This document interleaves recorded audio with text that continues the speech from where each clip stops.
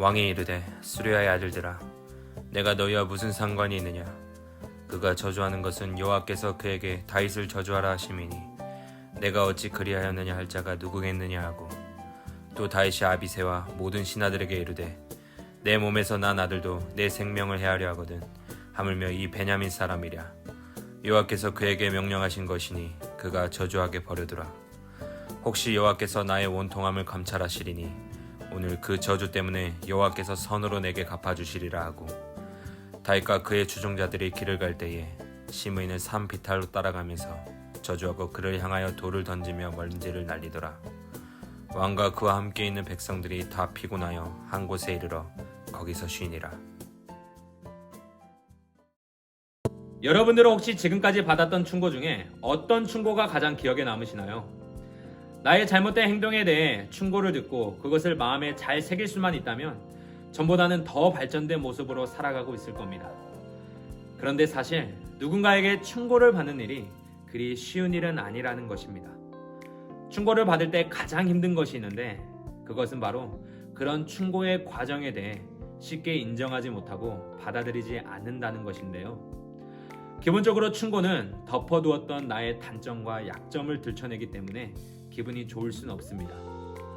어떤 사람들은 이런 과정을 견디지 못해 울컥 화를 내기도 하고 그 단점과 약점을 다시 덮어버리기도 하는데요. 그러나 오늘 우리가 보는 성경 속 믿음의 사람들에게서 공통적으로 나타나는 특징이 있습니다. 그것은 누군가의 충고에 귀를 기울이고 겸손하게 수용했다는 사실입니다. 게다가 어떤 이들은 선의로 던진 충고가 아닌 비난 속에서도 하나님의 계획을 분별했습니다. 다윗은 우리가 잘 아는 믿음의 사람 중 한 사람입니다.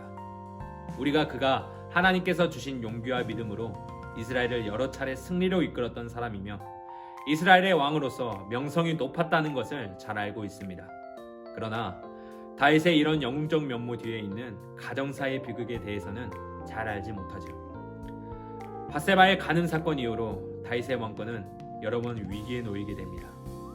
그리고 그 위기의 절정에 아들 압살롬의 반역 사건이 있었습니다.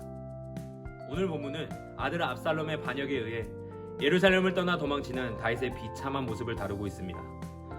예루살렘을 두고 도망치는 것도 비참한데, 그런 다윗과 그의 신하들을 향해 돌을 던지며 저주하는 시므이란 사람이 등장하게 되는데요. 시므이는 이스라엘의 초대 왕인 사울의 친척이었으며 그는 사울의 가문이 몰락한 책임을 다윗에게 돌리면서 하나님께서 지금 다윗을 심판하시는 것이라고 저주하며 말하고 있습니다. 그것을 들은 다윗의 신복이자 용맹스러운 장수 아비새가 자신이 시므이를 응징하겠다며 나서는데요. 사실 아비새를 포함한 다윗의 신하들은 안 그래도 압살롬을 피해 도망가고 있는 상황에 이런 시므이의 인간적인 모욕에 불쾌감을 느꼈을 것입니다. 다윗 또한 그런 상황에서 아비새에게 명령을 내려 당장 시므이의 목숨을 빼앗을 수도 있었습니다. 하지만 다윗은 오늘 이 상황을 조금 다르게 받아들이는 듯합니다. 그리고 이어서 다윗은 아비새를 진정시키며 이 모든 일은 하나님께서 자신에게 주시는 책망으로 받아들이면서 그 책망 뒤에 있을 하나님의 회복을 기대하고 있습니다. 사실 시므이의 비난은 매우 노골적인 비난이었습니다. 게다가 그 비난 자체는 사실과 매우 달랐지요. 자신의 가문이 몰락했다는 사실을 용납하기 힘들었고 그 이유를 엄한 다윗에게 돌리고 있는 상황입니다. 비난을 받는 것도 참기 힘든데 이런 거짓된 사실이라면 그 마음이 얼마나 더 힘들었을까요?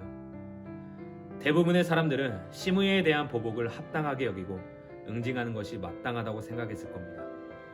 그러나 오늘 다윗은 그런 비난에 감정적으로 대응하지 않고 오히려 흥분한 아비새를 진정시킬 정도로 침착해 보이는데요. 그리고 다윗은 그런 시므이의 비난을 하나님의 계획으로 재해석하기 시작합니다. 그렇다면 다윗이 그런 비난의 상황 속에서도 하나님의 계획을 분별할 수 있었던 힘은 무엇이었을까요? 그것은 바로 자신의 감정에 휘둘리지 않았기 때문입니다. 아무리 좋은 화를 가지고 있을지라도 활 쏘는 사람이 이리저리 흔들린다면 화를 명중시키기 어렵습니다. 이처럼 비난과 책망을 들었을 때 쉽게 감정에 휩싸여 버린다면 그 안에 담긴 하나님의 계획을 분별하기 어려워진다는 것이죠. 그런데 오늘 다윗은 이러한 상황 가운데 자신의 감정보다는 하나님의 관점에 초점을 맞춰보기 시작합니다. 사실 오늘 시므이의 비난은 거짓된 사실에 기반하고 있었습니다. 하지만 다윗은 밧세바를 간음한 죄로 인해 하나님께서 내리신 벌이 있음을 기억하고 있습니다.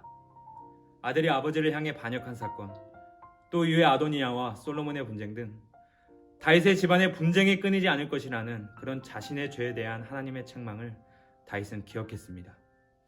그리고 다윗은 시므이의 비난보다는 이러한 일들을 통해 일하고 계신 하나님의 계획에 초점을 맞추었습니다.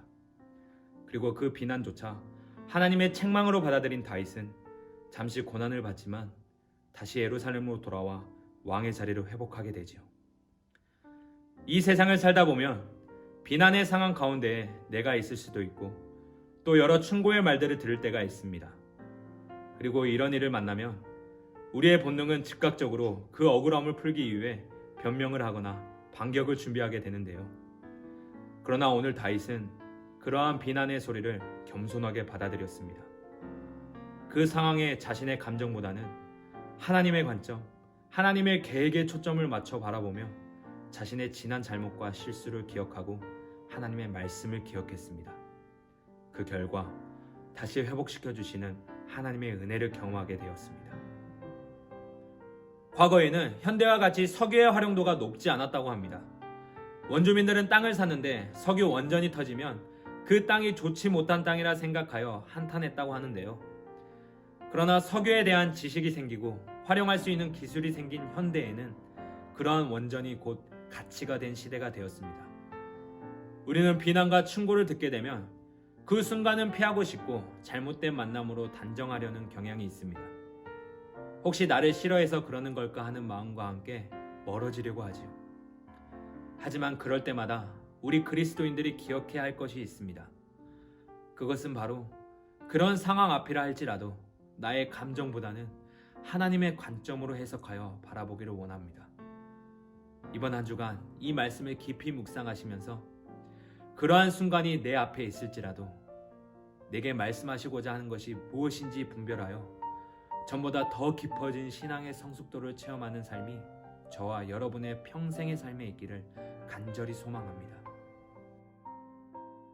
사랑의 하나님 아버지 감사합니다. 오늘도 우리에게 주시는 지혜의 말씀을 통해 한 주간 살아내기를 원합니다. 하나님, 감정을 잘 다스려 삶의 순간마다 하나님의 관점에 초점을 맞추는 삶을 살아가게 하여 주시옵소서. 모든 상황을 통해 나에게 말씀하시고자 하는 것이 무엇인지를 잘 분별하여 그 말씀을 통해 도전받고 회복하는 삶이 될 수 있도록 도와주시옵소서. 그리하여 날마다 신앙의 성숙도가 더욱 깊어져가는 모든 고등부 친구들이 될 수 있도록 인도하여 주시옵소서. 감사합니다. 예수님의 이름으로 기도드리옵나이다. 아멘.